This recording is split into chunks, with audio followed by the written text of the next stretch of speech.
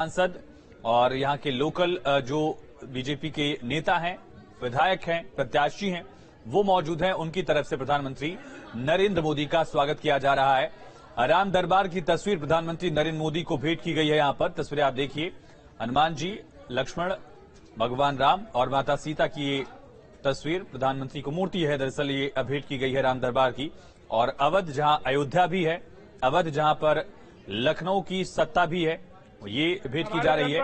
ODOP, one district one product, अपने आप में महत्वाकांक्षी योजना सरकार की। इसको इस बजट में केंद्र सरकार की तरफ से भी वन स्टेशन वन प्रोडक्ट के तौर पर इसको शुरू किया गया।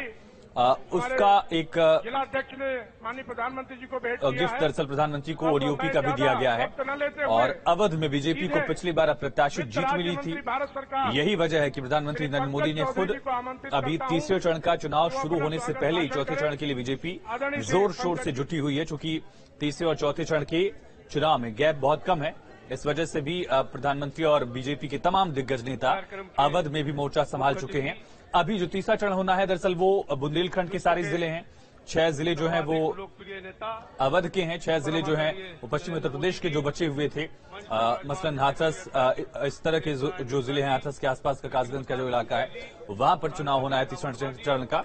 और चौथे चरण में फिर कोर अवध वाला इलाका आ जाएगा, जहां पर बीजेपी मजबूत पकड़ के साथ, मजबूत बढ़त के साथ 2017 के चुनाव में आगे बढ़ी थी।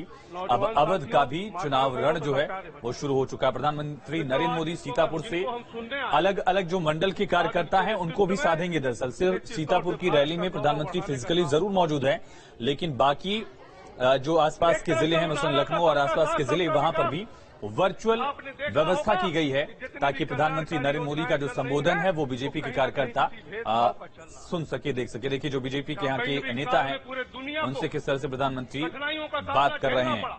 और दूसरी तरफ ये जनसैलाब प्रधानमंत्री को सुनने के लिए बीजेपी कार्यकर्ताओं का हुजूम उमड़ आया है और बड़ा अहम ये होने वाला है। एक तरफ तीसरा चरण है जहां पर यादवगढ़, अखिलेश यादव, मुलायम सिंह यादव, शिवपाल सिंह यादव का गढ़ माना जाता है। लेकिन अवध जहां बीजेपी एक मजबूत बढ़त के साथ 2017 में आई थी, वो अवध जहां पर बीजेपी राम मंदिर का मुद्दा पिछले 3.5 दशक से उठाती रही। और अगर ये कहा जाए कि 1950 से ही लगातार इस मुद्दे को हिंदू महासभा पहले उठाया करती थी, फिर वो जनसंघ का मुद्दा बनता है, फिर बीजेपी इस मुद्दे को लेकर आगे बढ़ती है। और उस मुद्दे को लेकर बीजेपी अब उपलब्धि के तौर पर जनता के बीच पहुंची है। 2022 के चुनाव में बीजेपी राम मंदिर का जिक्र करती है, ये भी कहती है, स्वतंत्र देव सिंह ये कहते हैं कि अगर समाजवादी पार्टी अगर चुनाव जीत जाएगी तो राम मंदिर का जो काम है वो रुक जाएगा, काशी विश्वनाथ कॉरिडोर जो है उसको गिरवा देंगे लोग। इस तरह का बयान भी बीजेपी के नेताओं की तरफ से दिया गया है। कोर हिंदुत्व का जो मुद्दा है वो अवध में सबसे बड़ा साबित होता रहा है। और यही वजह है कि खुद प्रधानमंत्री नरेंद्र मोदी यहाँ पर जो पहुंचे हैं तो उनका अंगवस्त्र पहनाकर स्वागत किया गया। राम दरबार की उनको प्रतिमा भेंट की गई। आप इसी से समझ सकते हैं कि जो प्रतीक चिन्हों की सियासत है ना, वो इस बेल्ट में बड़ा हावी हो जाती है। सुनिए, भारत माता की। प्रधानमंत्री का संबोधन भी कुछ ही वक्त में यहाँ पर शुरू होने वाला है और देखना होगा कि किन मुद्दों का जिक्र प्रधानमंत्री करते हैं। इससे पहले प्रधानमंत्री की तरफ से खत्म है। दरअसल प्रधानमंत्री नरेंद्र मोदी खुद ही यहाँ पर संबोधित करने वाले हैं जनसभा को। देखिए हजारों की भीड़ जो जुटी है, वहां किन मुद्दों का जिक्र प्रधानमंत्री की तरफ से किया जाता है, स्वागत में ये बड़ा अहम होने वाला है। नारा लगाइए, प्रधानमंत्री ने भारत माता की। अवध में चुनाव प्रचार के लिए पहली जनसभा प्रधानमंत्री की और कई विधानसभा के 9 विधानसभा के लोग वर्चुअली जुड़े हैं।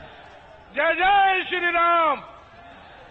अब हम अपने देश के यशस्वी प्रधानमंत्री, विश्व के सबसे लोकप्रिय नेता, जिनके मार्गदर्शन में हम लोग आप लोगों की सेवा करने का काम कर रहे हैं, ऐसे यशस्वी प्रधानमंत्री जी को मैं आमंत्रित करता हूं कि वो मंच पर आए और अपने उद्गार व्यक्त करें, हम लोगों को आशीर्वाद देने का काम करें। यशस्वी प्रधानमंत्री आदरणीय श्री नरेंद्र मोदी जी।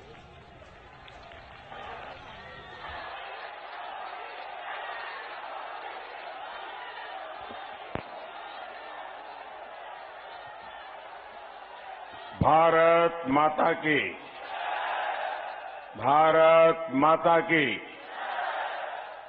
नमस्कार।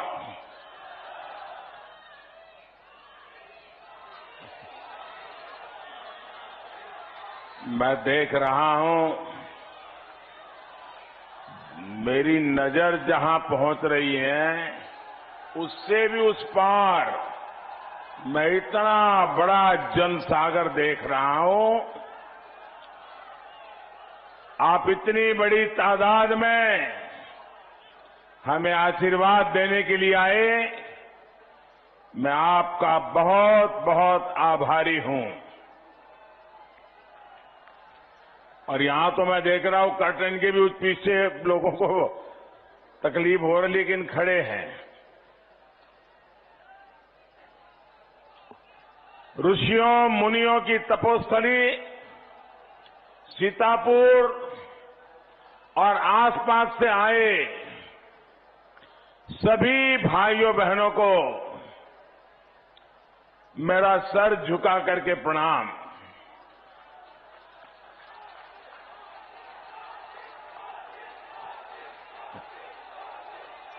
आपका ये उत्साह बता रहा है कि यूपी में अगले 5 चरणों में भी बीजेपी का ही परचम लहराएगा। अब आप सभी को मिलकर के भाजपा को रिकॉर्ड सीटों से जिताना है। 2017 में जो रिकॉर्ड यूपी के लोगों ने बनाया, अब आपको अपना ही रिकॉर्ड तोड़ना है। तोड़ोगे ना? पक्का? आप याद रखिए, यूपी में भाजपा सरकार होने का मतलब है दंगा राज, माफिया राज, गुंडा राज, इन पर बराबर कंट्रोल है कि नहीं है? है कि नहीं है? यूपी में भाजपा सरकार का मतलब है पूजा के दिन हो, पर्वों के दिन हो, पूजा पर्वों को मनाने की खुली स्वतंत्रता। यूपी में भाजपा सरकार का मतलब है बहनों बेटियों की मनचलों से सुरक्षा। यूपी में भाजपा सरकार का मतलब है गरीब के कल्याण के लिए निरंतर काम। यूपी में भाजपा सरकार का मतलब है केंद्र की योजनाओं पर डबल स्पीड से काम। साथियों, आज संत रविदास जी की जन्म जयंती भी है। रविदास जी के अनेकों मंदिरों में अनेक भक्त जुटे हुए हैं। आज सुबह मुझे भी दिल्ली में संत शिरोमणि श्री गुरु रविदास जी विश्राम धाम मंदिर में जाने का सौभाग्य मिला। मान्यता है कि जब एक बार गुरु रविदास जी राजस्थान जा रहे थे तो दिल्ली में उसी स्थान पर उन्होंने विश्राम किया था। मेरे लिए दोहरी खुशी ये भी है कि मैं उस काशी का सांसद हूं जहां संत रविदास जी का जन्म हुआ था। ये भी मेरा सौभाग्य है कि बनारस में उनके मंदिर परिसर के सौंदर्यीकरण का कार्य एक पवित्र कार्य करने के लिए ईश्वर ने मुझे निमित्त बनाया, मुझे एक माध्यम के रूप में इतने सालों से जो काम नहीं हुआ था वो काम मुझे उस स्थान पर करने का, रविदास जी के मंदिर के पूरे परिसर को सजाने का मौका मिला। दशकों से रविदास जी के भक्त हर सरकार से इसकी मांग करते थे, हर व्यक्ति से इसकी मांग करते थे, लेकिन चुनाव आता था, लंगर चखना, फोटो निकालना और भाग जाना, यही होता था। भाजपा सरकार वहां संत रविदास जन्मस्थली विकास परियोजना पर भी तेजी से काम कर रही है। रविदास जी के श्रद्धालुओं के लिए अनेक सुविधाएं वहां विकसित की गई है। आज वहां उनके भव्य मंदिर में दर्शन के लिए देश के कोने कोने से लोग पहुंच रहे हैं। मुझे विश्वास है कि संत रविदास जी की जन्मस्थली पर भाजपा सरकार जो सुविधाएं बना रही है उससे श्रद्धालुओं को बेहतर अनुभव मिलेगा। हालांकि मुझे ये देखकर भी तकलीफ होती है कि यहां पहले जिन्होंने 5 साल तक सरकार चलाई, 2017 से पहले, उन्हें संत रविदास जी के नाम से भी कितनी चीड़ रही है, ये मुझसे ज्यादा उत्तर प्रदेश के लोग जानते हैं। साथियों, संत रविदास जी की प्रेरणा से हमारी सरकार सबका साथ, सबका विकास, सबका विश्वास और सबका प्रयास के मंत्र पर चल रही है। हमारी योजनाओं के केंद्र में गरीब है, दलित, शोषित, पिछड़े, वंचितों का कल्याण है। आप सब जानते हैं भाइयों बहनों, पूरी दुनिया पिछले 2 साल से 100 साल में नहीं आई ऐसी भयंकर महामारी में उसकी चपेट में है। पूरी दुनिया इस महामारी के इस काल में भाजपा सरकार ने गरीब का जीवन बचाने को सर्वोच्च प्राथमिकता दी है।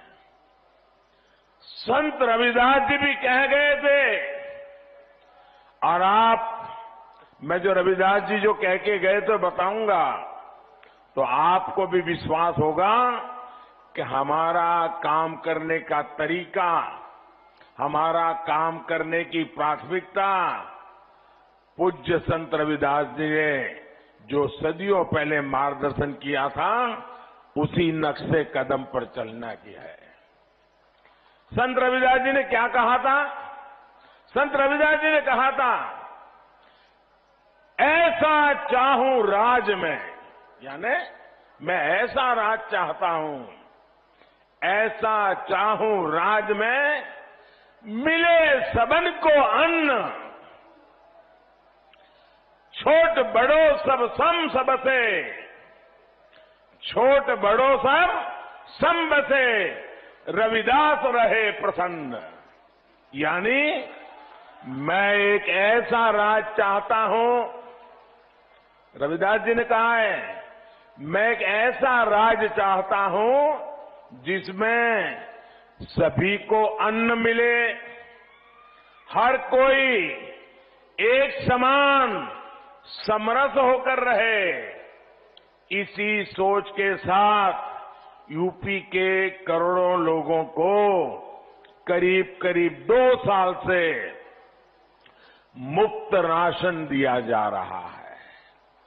इसमें 9.25 करोड़ से अधिक साथी पिछड़े वर्ग से हैं। अनुसूचित वर्ग के हमारे 3 करोड़ भाइयों और बहनों को भी भाजपा सरकार मुफ्त राशन दे रही है। करीब 3 करोड़ साथी सामान्य वर्ग के गरीब परिवारों के भी है। अल्पसंख्यक समाज के भी लाखों साथियों को इसका लाभ मिल रहा है। जब गरीब की तकलीफ का एहसास हो तो ऐसे ही काम होता है, ऐसे ही काम किया जाता है। गरीब का राशन जो पहले माफिया लूट लेता था, उसका एक एक दाना आज गरीब के घर पहुंच रहा है। इस पूरे कोरोना काल में मैं एक बात पर हमेशा ध्यान केंद्रित कर रहा कि किसी गरीब के घर में ऐसा दिन नहीं आना चाहिए ताकि घर का चूल्हा न जला हो। गरीब के घर में किसी को रात को भूखा सोना न पड़े, इसके लिए हम जागते रहे हैं। और सरकार इस पर 2,60,000 करोड़ रुपए से ज्यादा खर्च कर रही है। गरीब भले ही किसी भी वर्ग का हो, दलित हो, पिछड़ा हो, वो जानता है कि किसने संकट के समय में साथ दिया और कौन संकट के समय लापता हो गया था। ये गरीब बराबर अपने दिमाग में भर के रखता है। साथियों, कोरोना के इस समय में गरीबों को मुफ्त वैक्सीन का भी हमारी सरकार ने पूरा ध्यान रखा है। पहले की सरकारों के समय कभी ऐसे अभियान चलाकर, इतना बड़ा अभियान चलाकर समय सीमा में गरीबों को मुफ्त वैक्सीन नहीं दी गई है। आजादी के इतने सालों के बाद ये पहली बार हुआ है। पहले तो हालत ये थी कि पहले की सरकारों का वैक्सीनेशन कार्यक्रम हमारे गांव तक, आदिवासी इलाकों तक ठीक से पहुंच भी नहीं पाता था। बरसों बरस कार्यक्रम चलते थे, गरीबों को वैक्सीन की एक डोज नहीं लग पाती थी।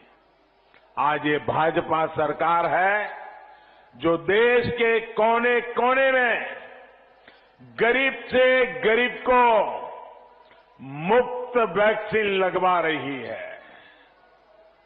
भाइयों बहनों, मैं आपसे पूछना चाहता हूं, जरा जवाब देंगे? मैं सवाल पूछूं, जवाब देंगे? जरा जोरों से बताएं तो पता चले। जवाब देंगे? इधर वाले देंगे, यहां वाले देंगे? आप मुझे बताइए, आपने वैक्सीन लगवाई है? हाथ ऊपर करके बताइए, लगवाई है?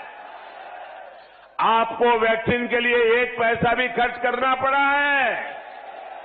आपके घर घर सरकार ने चिंता की है कि नहीं की है?